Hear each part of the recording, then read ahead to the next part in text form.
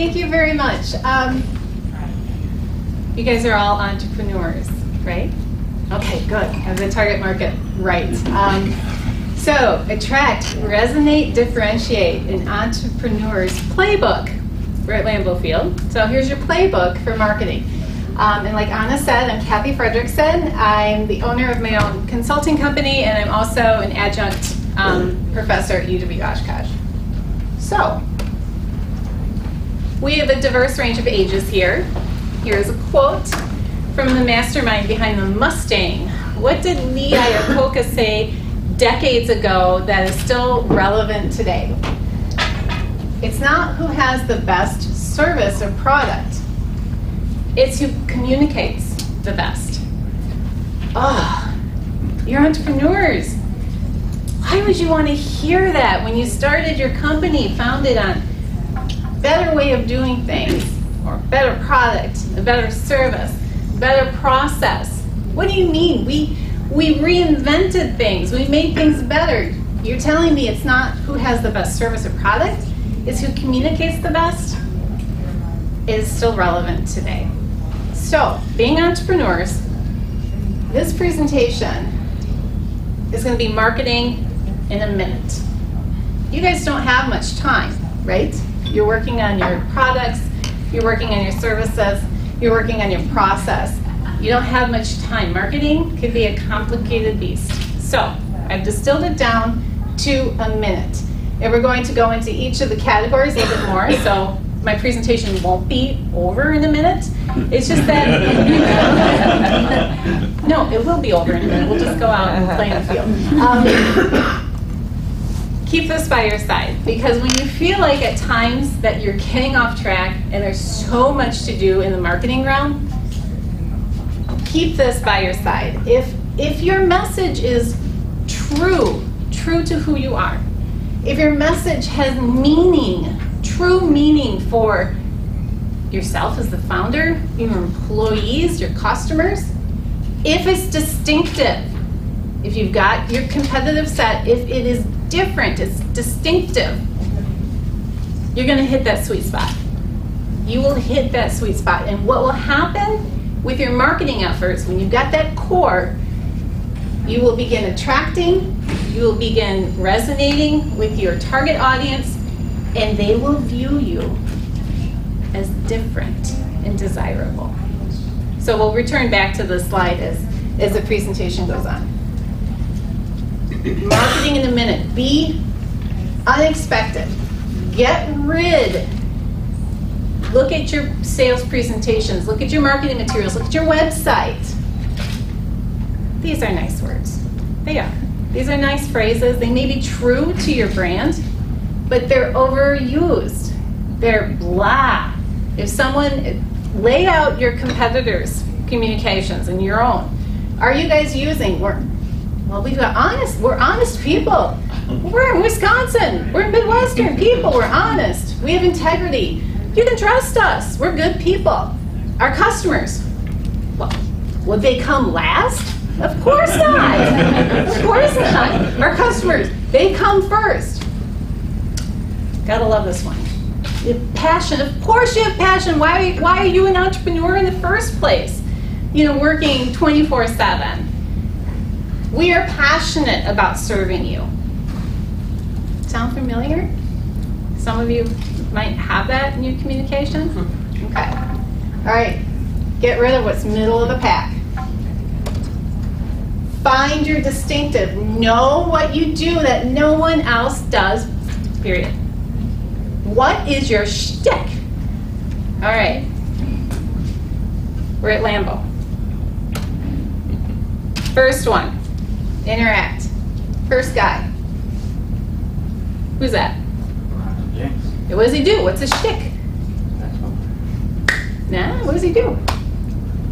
That's the pregame ritual. He's got a ritual. It's pregame. Talcum powder. Who's that guy? What's he say? Will he go all the way? And finally, you guys might or not, I love baseball, so you might know this one. Who's that guy? Oh, he looks great on the field too. He's got, I will use an overused term, he does have passion. Hunter Pence. Hunter Pence, San Francisco. Not only does he wear orange pants when he's out in the town, he wears orange socks with his uniform. That is his shtick. So find your distinctive. I will ask you. Here it goes. Good. I'd like to buy the world a home and furnish it with love. Grow apple trees and honey bees and snow white turtle doves. I'd like to teach the world to sing with me. Perfect harmony, I'd like to buy the world a home and keep it company.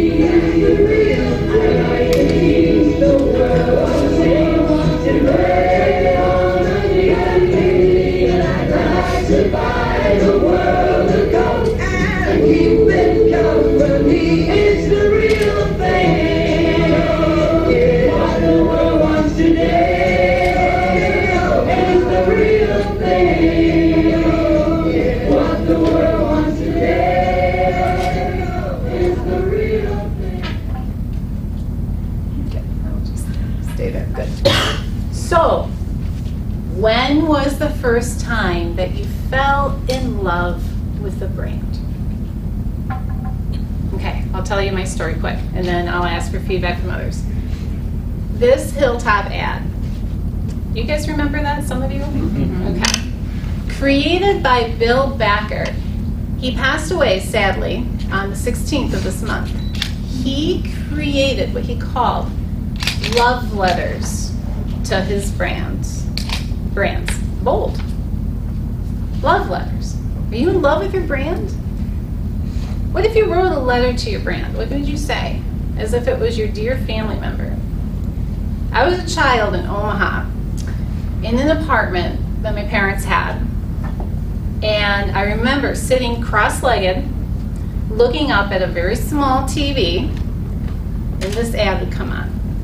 Breeze coming in through the front screen door, and I was mesmerized. I saw people who, they looked all different. They all had this product they were holding, Coke, and they loved it, and they were singing about it. It's the real thing. It's cool. We're all united in the cause bigger than our own, bigger than ourselves. So I was hooked, absolutely hooked on advertising. That was my story. So is there a brand that you think about that you absolutely fell in love with? There's something that you go, you know, that was it. I saw a commercial and it really, really took me. I challenge you to think that, and now think about yourselves, think about your clients. Oh, no, not this.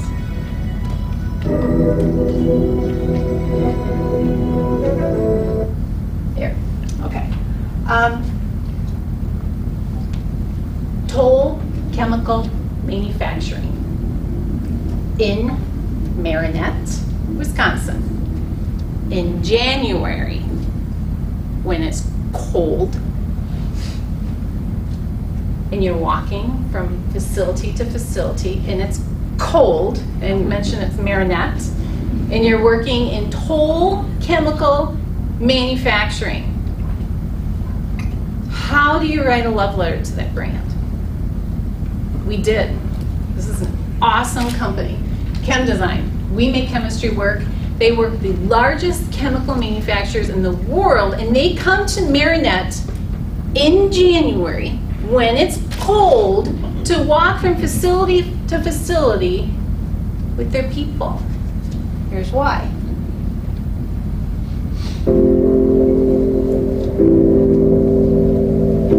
It's beautiful in January, isn't it? What's the timeline on that project? Just a real conversation at the end of the day of the video shoot. That's what the contract with one says. We only have 100 days to produce this. 100 days to produce it. They say they want some first half of the year. It's tight, but it'll work. We'll make it work. January. At Chem Design, we have a culture of making chemistry work. We live it. We live it by incorporating our customers into what we do. I get to lead the initiatives to make chemistry work. That means working with some of the best customers in the world to make their products a success and create value. It's success of the project. It's coming up with better opportunities, better ways to make your molecule. What sets Chem Design apart from other external manufacturers, contract manufacturers, are the people. The experience they have and the experience customers have when they get here. When customers come on board and we can get everyone in the conference room looking at the project and the customer recognizes the passion and energy that everyone here has for process development and process integration and the approach that they take to making these things work is what makes the difference. That's Okay, so what makes the difference? You heard just in first, I won't play the whole video, but just in the first minute, 33 seconds, work, work, work. We make chemistry work, our people make it work, our processes, we make it work. Give us your hardest projects, we will find a way to make it work. So you're distilling, sure, you could go on and on about the distillation process, about their molecule formulations, and pretty soon for customers, initially when you're introducing the brand, it becomes white noise. We make chemistry work. That's our promise, distilled into a very simple, compelling message. Love your brand. Love it. Love your brand. This is part of you. It's not working at the business, it's working in the business. Love your brand, your strengths, your people, your culture. So we took that, we make chemistry work. We actually took video stills from that day because we were just so inspired by what we shot that we decided that we would use these consistent stills to focus on their people. We have what's called the Recognition Project, and we use on social media, once a week we tell a story about an employee, about Aaron, who joined the team in 2010, providing a style of positive energy in the lab, and we describe that, and we describe our community involvement. As Midwesterners, usually we are not comfortable tooting our own horn, saying how great we are. Do it in a way that's meaningful and true. Real pictures, real images. Love your brand, and you'll see it come to life. Find your true. Marketers like to talk about the true north. To me, working with clients, finding your true north is about using real words, real images, real reviews, and real brand perceptions. So we'll go over those categories a little bit and how you develop that true north. David Averin, I saw him speak a couple of years ago at a tech meeting, and this is his book. He says, get rid of those middle tech words. He's the one responsible for that. So using your real words. So I did a little analysis on overused words. I couldn't resist. I did tie this into the Packer organization. Let's look at P. Let's look at Thomson's analysis, Thomson's writing organization. Let's look at the P in honor of the Packers. P's, paradigm, often followed by shift. Partner, we partner with you. So it's always used as a verb. Performance-based, personal branding. Position, position's also used as a verb. Prioritize, priority, you get the idea. Again, use real words that resonate with your company and avoid some of the jargon. Real images. Okay, I know there's some in the audience that are in technology. This is a technology client of mine. If you go into iStock and you search for people in technology, you'll find, well, technology is primarily a male-dominated field. I'm involved in an organization called Women in Technology to encourage more women to go into the field. But the current state, we love men. So men, white shirts, ties, hey, dude, yeah, that's kind of funny what that guy that's kind of out of focus said. Yeah, hey, good. It's stock. It could be used on an insurance brochure. It's tempting because of the accessibility of stock images to use them, but I encourage you to get away from that and use something real. Because, well, stock images have kind of gotten a little bit of play lately. There was a movie that came out with Vince Vaughn. I think this was about around last year. He did a spoof with his other actors to pose for idiotic stock photos. You can have for free, actually, through Getty. It was kind of an interesting marketing ploy that Getty did. But that kind of looks like the last photo we saw of the guys with the white shirts and the ties. And that's Vince Vaughn. So, please use real images. Real reviews. Okay, this is from a source that I love. Marketing Profs is a very, very good source for data research. A consumer sees 10 reviews in the product category. 88% say, I see 10, I'm done. My decision's made. Yep, I don't need to look any further. That's staggering. I have a quick question. Yes. With that, you know, we read product reviews and different items, and I do too, but I often wonder if they're real. How do you know if they're not manufactured by the owner of that website? Mm-hmm. That's important because the number is 10. Because people are actually filtering through that. Some aren't real. Some can be moms who are incentivized to say great things. My daughter plays soccer, and she aspires to be like the older players. And I was talking to a parent of an older player. He started a few years ago Amazing Cleats. It's just his own take on amazing soccer cleats, and that's his Instagram account. Well, he was approached by Puma. We think what you're doing on Instagram is great. So my advice to the parent was like, you have a minor. You actually need to get some legal counsel on that. Because it's exactly, it's the whole realm of what is native advertising. Native advertising is something that is created by a brand, but that attribution has to say that it's sponsored content. So will that filter over to reviews? It could. There could be enough businesses that say, you know, we think that some of these reviews aren't real, but it's critical with that number of 10. Yeah, but it certainly is. It's certainly an issue that's out there.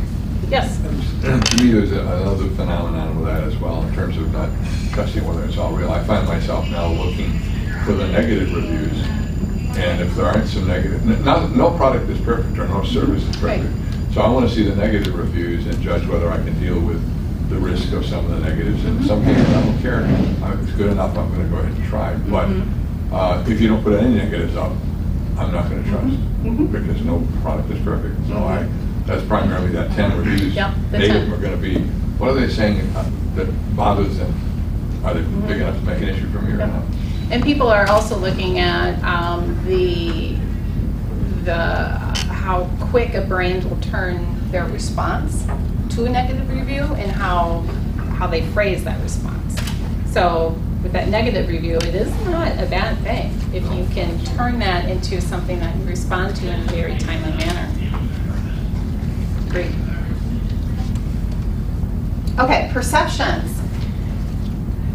So this goes into the whole aspect of real brand perception. One of the things that I like to do the most when getting to know a brand is to ask consumers associative questions, which if your brand were a car, what kind of car would it be? If your brand were a celebrity, what kind of celebrity would it be? If your brand was a type of food, what kind of be? Associative questions. Get them out of the realm of just thinking about you and have them associated in a brand category that gets a lot of advertising.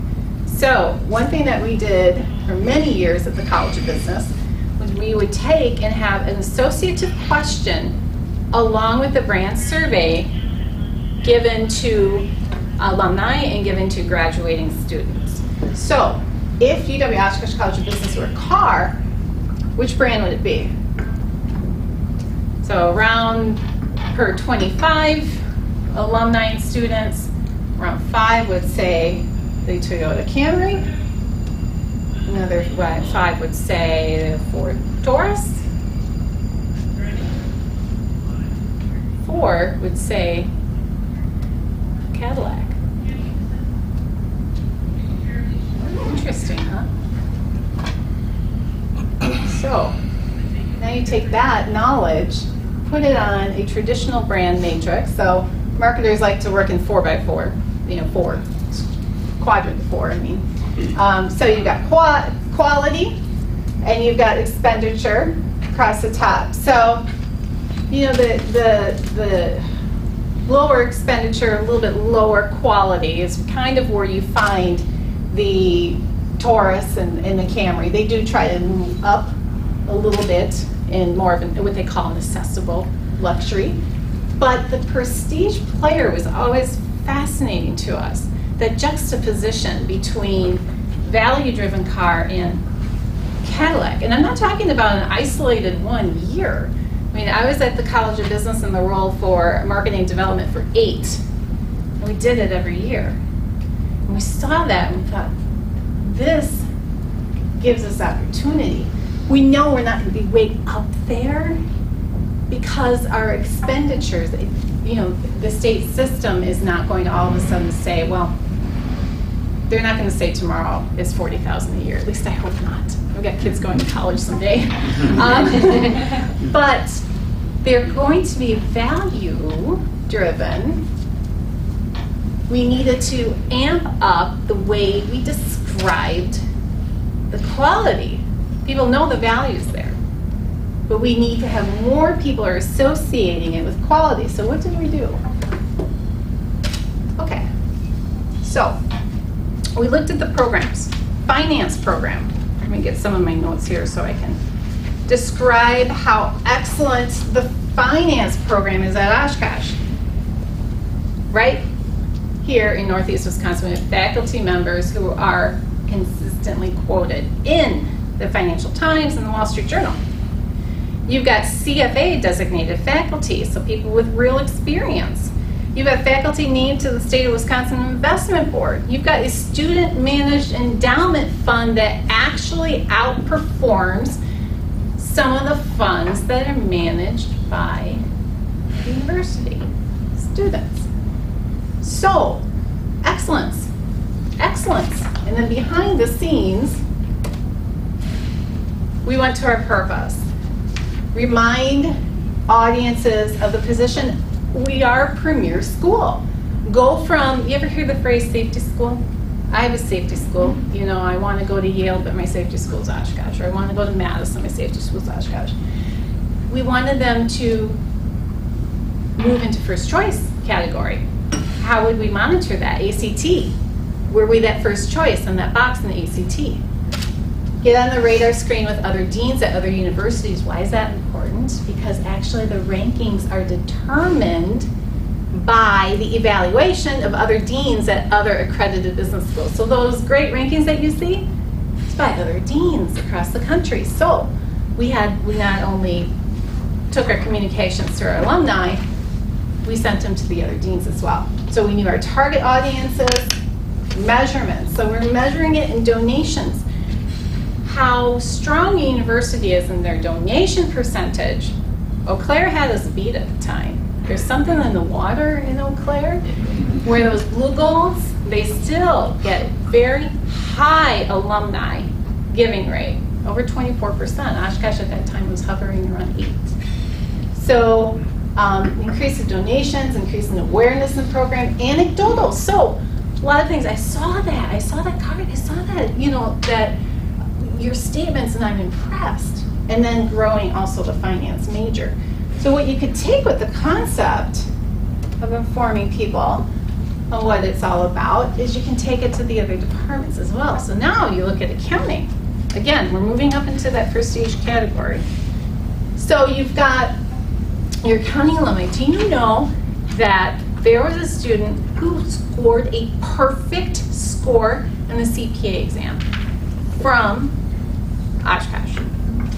98% satisfaction rating from the accounting alumni. Holy cow! Does that feel like a Camry to you? No, no. So a lot of fun work, and we made a lot of progress at the university, and we continue to do so. So again, let's go back to our marketing in a minute. We're talking about being true to your brand, meaningful, distinctive. Now let's talk about the orange areas. Let's talk about attracting, resonating, to differentiate. Okay, have you guys ever done a memory dart before? Have you done an elevator pitch before? Okay, elevator pitches. Too long today. You know, we just live in nanoseconds. We have the attention span of a gnat these days with social media. So we don't have elevator pitches anymore. We have memory darts. Memory darts. What's the first question if you're at a business networking event or an incubator entrepreneur event? Meet somebody for the first time. What do you say? What do you do? What do you do? Do you guys have that ready? Ready to say? Say that in a consistent way? Oh, good. Yeah, you don't need my help. You guys are So anyway, good to meet you. What do you do for a living? Okay, so let's make it interesting. You introduce yourself, obviously, in your company, which you spent a lot of time, I'm sure, on. Well, you didn't have a choice in your name. Your birth name was given to you. But you spent a lot of time on the other part, the company name, right? Hard.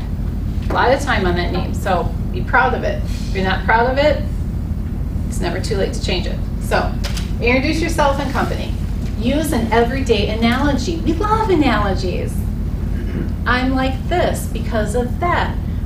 So use an everyday analogy to describe your role. I'm a detective. I like to be a detective. That's what marketers are. And describe it in a way that makes a difference for others. So, here's a memory dart I did with a nonprofit. A marketing person that I collaborate with on a lot of projects. We work with Lakeside Packaging Plus. They provide opportunities work for disabled individuals. We do not use the word disabled in our tagline or in our mission messaging. People with diverse abilities. Diverse abilities at work. So we went through the process with their board, with all their employees, with their management team, and doing memory darts. They weren't exactly the same for everyone. You know why? Because you have to say it when you're in a business situation with a glass of water in your hand and an appetizer in the other, and you have to answer it. You have to answer what you do, and you have to be comfortable with it.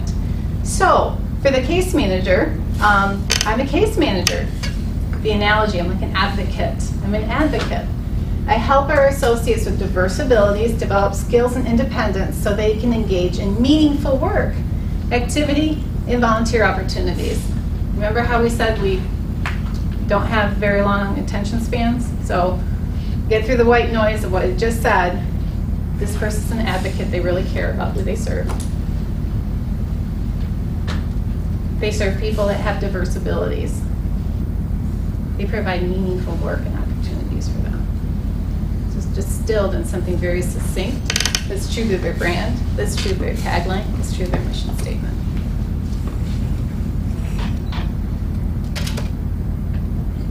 From there, create what I like to call an if-then statement. These are the big, bold, meaty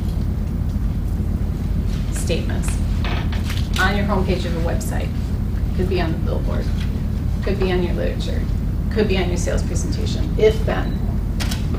If you create, for an IT client of mine, if you create the right balance, the promise is improved business performance. Creating that right balance, creating IT balance.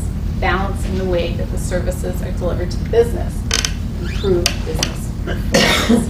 So I encourage you to look at your marketing, the way you have it set up now. Do you have an if-then statement? Is it easy for someone to recognize if I'm with you, then this is what I get. So if-then statements. What is your if-then statement?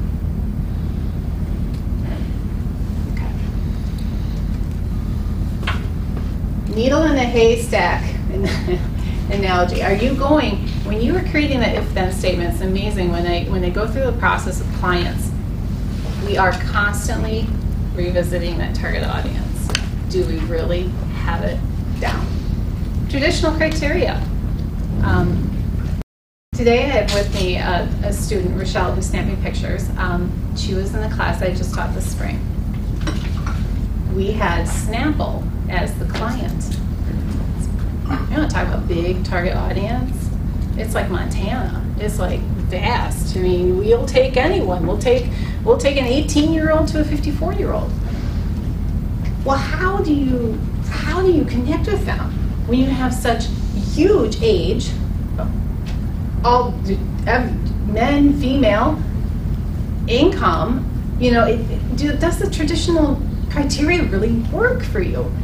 If you're struggling with target definement, look at psychographics. Look at life stages. Look at pain points. So we'll get into that a little bit. Psychographics, there's 4 main categories in psychographics.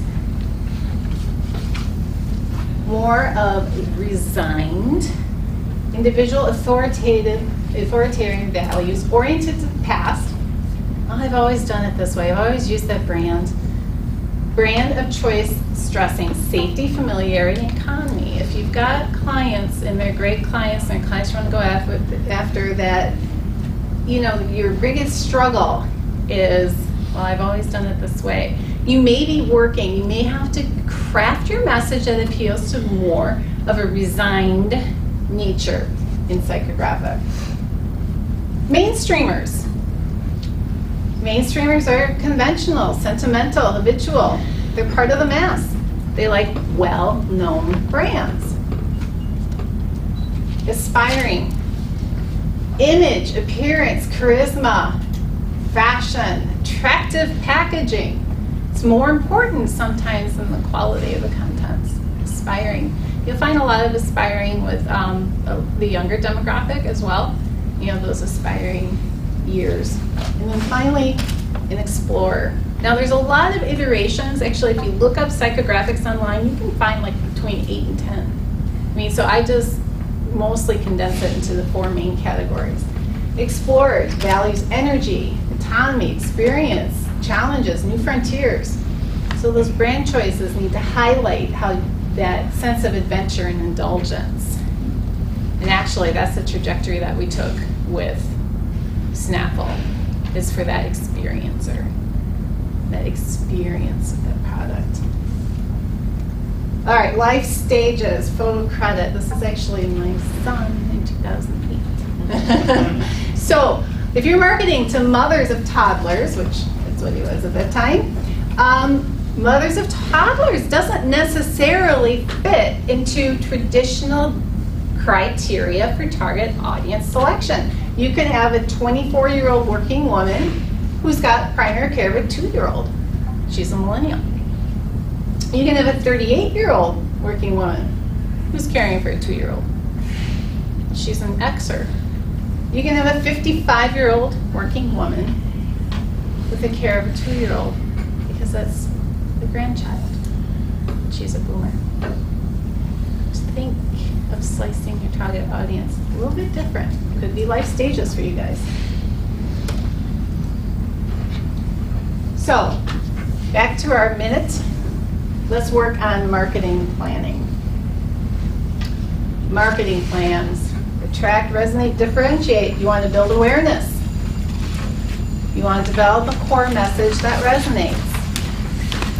Creating the best first impression. Your best first impression.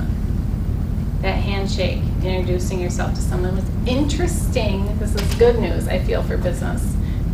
It was very interesting about the millennials who are moving in to positions of buying power in their own lives and also buying power in business. They're moving up the ranks of their organization. First impressions, actually they value first impressions that are in person. Yes! That is awesome. That's music to someone's ear who is in what generation? Well, sure, Gen X, we're in between. We can go either way. Boomers, absolutely. I want to meet with you. Let's schedule a meeting. I want to see you face to face. Gen X can go either way. We're okay with email and things like that. We always think with the millennials, they just want to be on social media, they just want digital. Because they've had that so much in their life, and they're digital natives and not immigrants, they actually really value, they think that that is the top, where I can actually see you face to face. That's good news. That's good news for business. So work on those first impressions. First impressions overall. Everything from the way that your facility is, to your bathrooms, to your way you answer the phone, the way you shake someone's hand, look in their eyes. First impressions. And then develop. Yes. Quick question. Yes. Going back to your Snapple, how do you? Yes. Because the millennial buying a Snapple, you don't meet face to face. How do Tell them you? what you do. Tell We Kathy own what you we do. own a sausage company. Sausage? Mhm. Okay. We do not meet our end customers. Okay. We sell across. We're in the region and we're expanding, Okay. but we do not meet the millennial who is in Indiana. How do we? We don't do a handshake. We don't shake their hand. How do you reach out to them? Actually, Rochelle could probably tell you what we did. We had the Snapple Street team. I mean, Oscar Mayer still has the Wienermobile. I mean, we created that excitement, those seeds of excitement, that those early adopters of loving your brand. The idea, and I'm actually going to get into this in a couple slides, is have them amplify that message for you. So create those opportunities where you do have some sort of event, if it's possible. What is your company? Big Daddy Specialty Sausage. Okay, it's right there. All right, got it. Okay. So and we can talk more after the presentation about what we did for Snapple, but we created those more organic movements with the street team that really embodied the brand. So, okay. It's easy, right? Building a marketing plan? Sure. That's why you wouldn't be here if it was, right? I'm going to show you something that, if you've seen it before, definitely let me know. I'm going to show you something that is absolutely wild. This is from Gartner. Gartner is very well known in the IT space. They've done technology research for years and years and years. Trusted voice. Because of the digital mesh, as we call it, that convergence of technology and marketing, they are now researching marketing. This is the transit map for a marketer. I'm not kidding. Did you ever like looking at maps as a kid? I did. I used to look at maps of London, and I just would like dream about going there. I have stared at this map, I think, for 2 weeks. Okay, yeah, it's crazy. Strategy, emerging technology, analytics, social, e-commerce, user experience, creative, search, mobile, advertising technology, marketing management, and data. Sure, yeah, that's all in marketing. It is. It truly is. It's where we're working. Oh, and yeah, I mentioned emerging tech, yeah, because that's like augmented reality and all this. There's a lot going on. A lot going on. So, you need your special ingredient. Stay with your core, your customers. Sure, we talked about this with reviews. Reviews, they say something. They say something when they're delighted, and I had to use emojis in honor of my preteen daughter. I had to use an emoji. Sure, they're delighted, and they say something when they're irritated. The rest need a nudge. They need a nudge from you. They need a nudge from you to build awareness for your business with others. Have others attract for you. So I do the marketing for a dentist, and this is not my client that got on Facebook, but sure, we really paid attention with the fact that Winneconne Family Dentistry, with a friend that I'm connected to, gave out a card a card to the movie theater. And my friend was so thrilled. She said everything you would want a customer to say. You want to talk about lifetime value of a customer. 4 cavities. Whoa. 4 cavities filled in. I'm the person picked for the gift card. Of course you are. You were in here 4 times. I love you. Now here's where it gets good. Her friend says, sure, I got a Starbucks one a couple months ago. This is a great place. You bet. Consistent.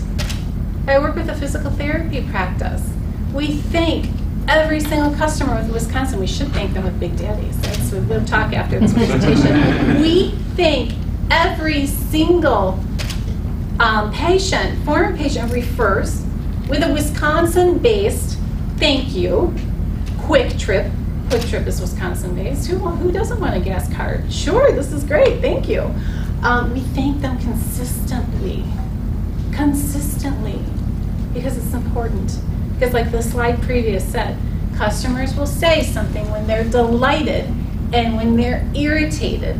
And the rest, who probably like you, need a nudge. So, we talked about that strong lifetime customer value, and she's got a good social network. Building resonation. Okay, I have to give photo attribution to Mercedes-Benz. This is a beautiful image. Your left brain and your right brain. So to resonate, that means an idea meets with someone's agreement. Sure, that's good marketing. You resonate with me, I agree. I agree with what you're saying. The customers must feel your brand appeals to them logically and emotionally. You said 10 reviews. That's logic. I need to see about 10. But emotionally connect as well. So 5 modes. This used to be called persuasion. I don't necessarily like persuasion today because of our consumer-driven arenas. It's more like building resonation, so they'll amplify the message. Ethos. Ethos is authority. I need to hear trustworthiness, experience, or values. That is ethos for me. Pathos. Emotion. My emotion may feel with you. I may feel comfort, feel fear, pleasure, excitement, humor. Whatever is more conducive to your brand, but it's got to have an emotional quality. Logic, logos, logic. Return on investment, turnaround, throughput, lots of good stuff, especially in the business-to-business area. Impulse. Sometimes there has to be an impulse. Sometimes there needs to be an impulse message to get through the clutter. And social. That's convincing audiences you're worth your weight, you're worth your salt, but doing it through the mouths of the consumers. This is the arena that's just driving so much change. Don't forget about the others though. Very important. Very, very important. All right. Marketing in a minute. We're getting there. The action plan. 10 steps. David Letterman's top 10 of a marketing plan. 10 steps. Remember that Gartner transit map. Distill it. Your entrepreneurs, distill it down to your 10 steps. Look at your market. Look at who competes with you. Again, differentiation. The unique selling proposition that's been around for decades, and it's still worth it. What is your unique selling proposition? Look at that target. What is the lifetime? Do you know the lifetime value of your customer? Could you tell me right now? What's your lifetime value of your average customer? Do you know how much it costs to acquire your average customer? Anyone? Okay, we'll get to that slide. Make friends with your accountant. Brand messaging. Okay, your brand messaging develop. Your goals, define them and measure. Your budget. Figure out a budget. Figure out that budget and be consistent. And I'm all for expansion of dollars. I mean, try to do as much as you can, doing more with less. Plan your calendar for 12 months. Plan it. if it's lead generation, if it's nurturing plans, if it's a combination of both, plan it. Have key events for engagement. Key events. Toot your horn. Plan an event. Market it. Public relations, they're great. Goodwill, good message, good press. Have good relations.